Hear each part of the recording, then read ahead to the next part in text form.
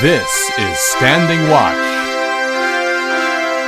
And now, Evangelist Norbert Link. Greetings everyone, and welcome back to our Standing Watch program. Lots of things have happened insofar as the United States under President Trump is concerned.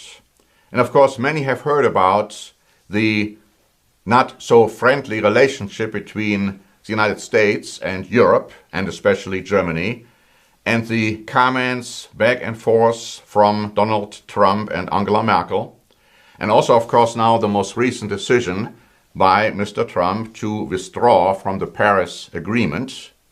But one thing has happened which perhaps has not caught the attention of too many people, something which is also extremely important in the light of biblical prophecy. And I'd like to encourage you to stay tuned until the end of this program, because we are going to have a video prepared for you which goes into the possibility for you to order a free booklet which goes into these very important developments. I'm talking about what happened and what is happening in Israel. Now, first of all, here is an article by the Jewish press dated May 30, saying this: Turkey has been competing with Jordan over influence among Arab residents as well as over control of the Temple Mount. Turkey has begun pouring millions of dollars into NGO in eastern Jerusalem. The growing involvement of the Erdogan regime shows that the Turkish actions in Jerusalem are part of a wider process.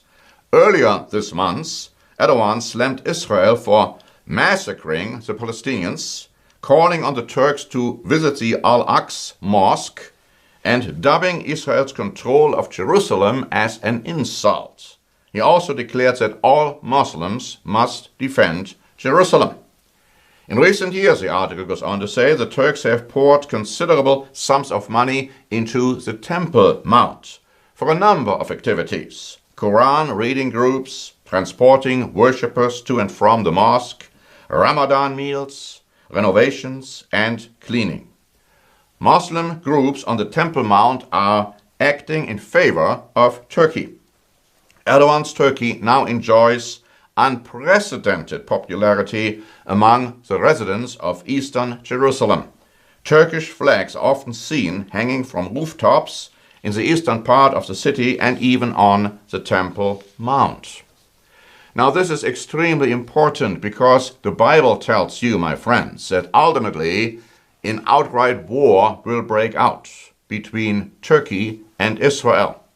And we have a free booklet prepared on that issue also. It's called Middle Eastern and African Nations in Bible Prophecy, which goes also into the future of Turkey. But today I want to emphasize more on something else. Temple Mount is extremely important because the Temple Mount will play a major role in end-time prophecies. And so will the deteriorating relationship, yes, you heard me correctly, the deteriorating relationship between the United States of America and the State of Israel, believe it or not. Here's an article by the Times of Israel dated June 1.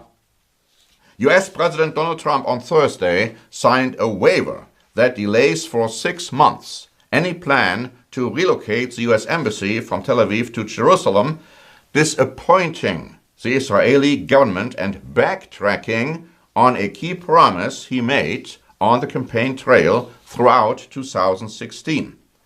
A 1995 law mandates the relocation of the embassy, but provides the president with the prerogative to postpone the move on national security grounds.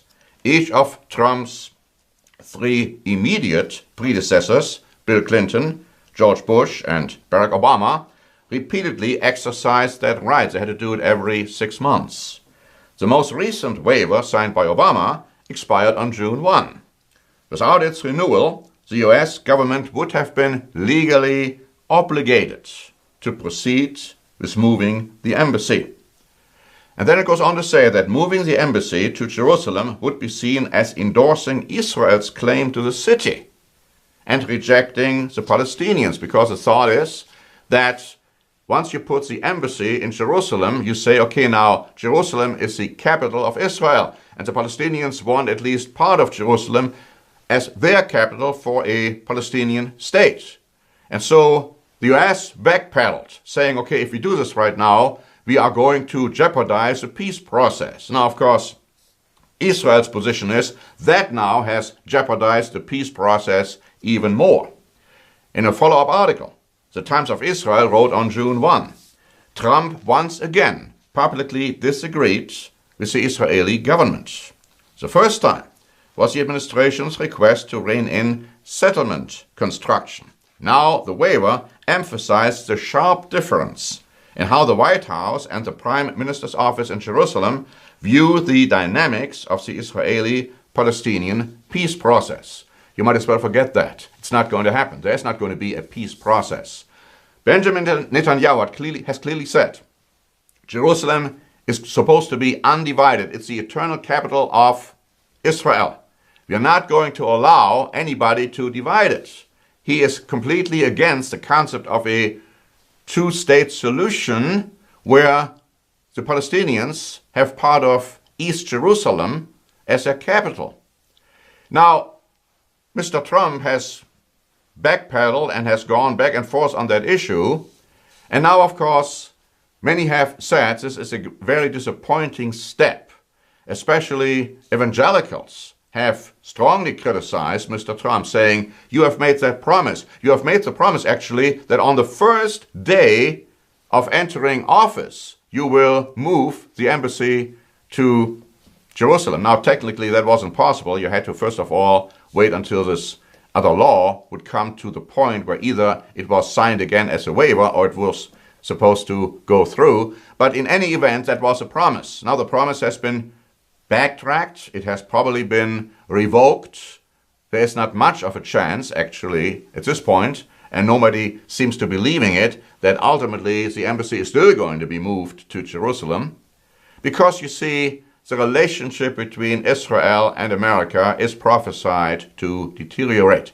In our free booklet, which we are going to introduce to you in a moment, The Fall and Rise of the Jewish People, tells you more about this. It also tells you about the fact that Israel will build a temple on the Temple Mount prior to Christ's return. Now that is going to cause chaos, confusion, uproar in the Middle East and around the world. You can, I believe, easily see that to happen. And this will bring into motion a cataclysm, ending in the Great Tribulation, ending in the return of Jesus Christ. But before Christ returns, a lot of terrible things must happen, as the Bible clearly prophesies. Now, therefore, stay tuned for this memo and for this video and for your opportunity to ask for this free booklet, The Fall and Rise of the Jewish People. And until next time, this is Norbert Link for the Standing Watch program. Where did the Jewish people originate from? Are most of the modern descendants of the ancient house of Israel Jewish? If not, who and where are they today? Does the Bible prophesy a third temple in Jerusalem before Christ's return? Does the throne of David still exist, and if so, where could it be found?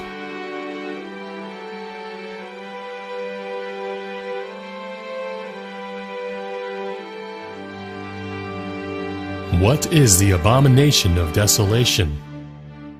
Who is the man of sin claiming to be God? And what is the red heifer ritual all about? Why have so many Jews rejected the Messiah, Jesus Christ, as their Savior?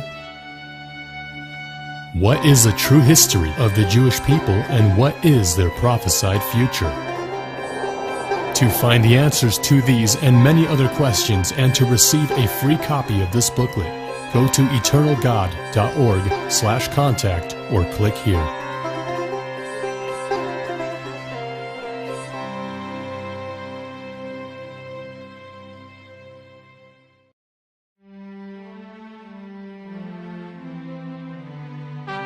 Standing Watch is a presentation by The Church of the Eternal God, P.O. Box 270519, San Diego, California 92198. More information is also available at our website, eternalgod.org.